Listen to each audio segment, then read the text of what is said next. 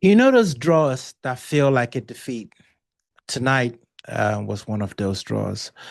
Arsenal to Sunderland to the Stadium of Light. 95-minute equalizer, defensive chaos, and a performance that just never felt in control. It's been a long few weeks, tired legs, thin bench, and some bad habits creeping back into the Arsenal.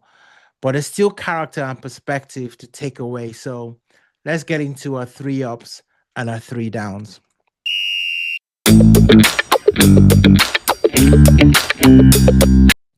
Okay, guys, I'm just gonna get into it, right? I'm gonna start with the ups in this game. It's actually, you know what? I'm gonna turn it around. I'm gonna start with the downs because I wanna sort of end. I want to end, with some positives because this was a gut-wrenching draw that we had. Um, First down for me, no impact from the bench. From the time the lineup was shown, um, I just kind of looked at it and was like, this is a game that we've got to win with the 11 on the pitch.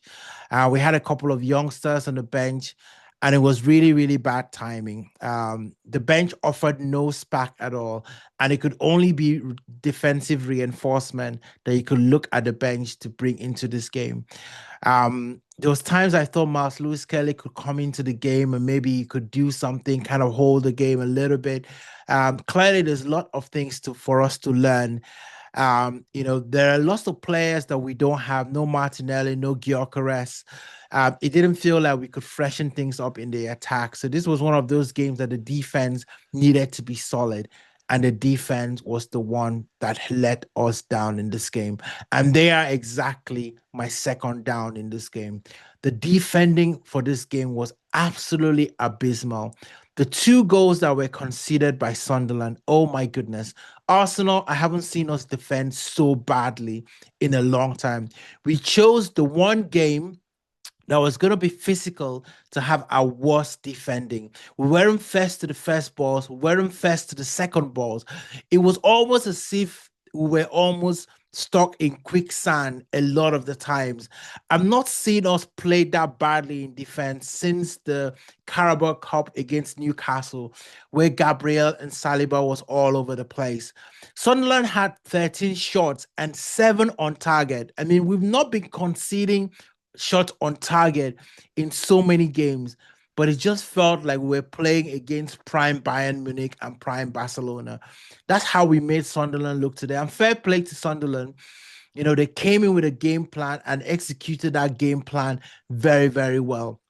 But come on, Arsenal, we are better than this. Conceding the amount of goals that we conceded in this game, it was really, really bad. We lost 54% of defensive duels when I was looking at the stats. And there was ball watching, there was lack of organization.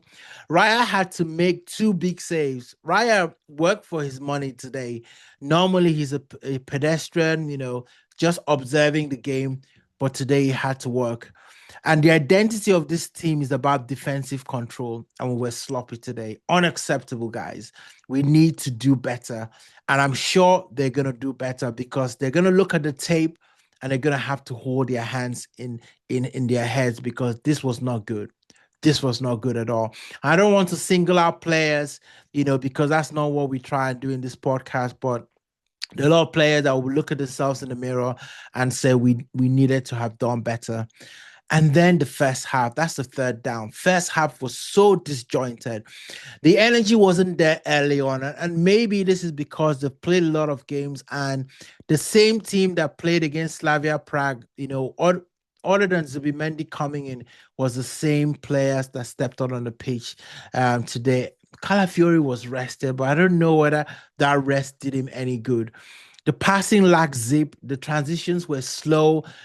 Sunderland looked hungrier. Clearly, Xhaka had got them all pumped up for this game, emotionally leading them to this game. Saka was also immense in this game. He was he was incredible. And we've seen this movie before. Slow start, uphill climb. Um, Only 0.29 expected goals in the first half. That's our lowest XG in the Premier League this season. So let that just sink in. Sunderland made us look really, really bad. Come on, guys. This was not a good 90 minutes of football. There's so much that Mikel Arteta is going to have to clean up. And maybe we need some players to come in and freshen things up. And that actually takes me now to a little bit of positive in this game. And I'm going to start with the fight back because Arsenal were 1-0 down in this game, but it didn't fold. As much as we were slow, sluggish, we didn't give up. The equalizer came from persistence. Declan Rice getting the ball off the Sunderland player and a couple of passes, and Saka did the rest. And it was wave after wave after wave after wave after that first goal went in. And then we turned it around. What a brilliant strike by Leandro Trossard to make it 2-1. And it showed belief. It wasn't pretty, but it also showed backbone. It showed that this Arsenal team was not resilient. Declan Rice, what can I say about him? He was also imperious in this game. I was looking at him as well, and he also had a monster game. He covered 11.1 kilometers in this game. 9 ball recoveries, 4 tackles won, 91% pass completion. He controlled that midfield as much as he could. I mean, the bar was very low today, but Declan Rice was also all over the place. When everybody else folded, he wanted the ball. He started the move for the first goal by winning the ball back high. Rice just never accepts defeat, and he's the heartbeat of this team. So we need to keep him. We need to keep him upright. We need to make sure that he doesn't get injured. And for me, the third down, the international break, couldn't have come at the right time for Arsenal. The timing of the break is so good for us because I think we look physically and mentally drained. We've gone through a gauntlet in the last couple of games, and every single game has felt like a fight. And I think the players need a little bit of a refocus, moving away from what has been 3 difficult away trips. And we've come out with 7 points out of a possible 9, including the Champions League. That's not bad. But at the same time, I think this was one game too many, especially with Gyökeres, leaving the pitch in our last game. And this was a kind of game that I would have really wanted Gyökeres to be in because I think that he would have been able to bully those defenders, and it would have gotten us a little bit more control. But if you think about it, we've got key players that are coming in. We've seen Gabriel Jesus already participating in training. There's talks about Kai Havertz, as well, and Noni Madueke, all seeming to be coming back after the international break. So this would give Arteta fresh options, especially off the bench. It's the reset we need before another brutal December stretch because to win this league, we're going to be going through a gauntlet. No period of the season is going to feel like it's going to be a walk on the park. Because even when we are playing teams that are below the table, we're playing them away from home. So you're traveling and all of that, that adds up. When we come back after the international break, there is no bigger than the North London derby. And then that follows with Bayern Munich, and then that follows with Chelsea. So there are 3 very, very important games. Liverpool had 3 important games this week. They've come out of 2 of them, victorious. We need to match that same energy after the international break. Guys, this one hurts. It really does.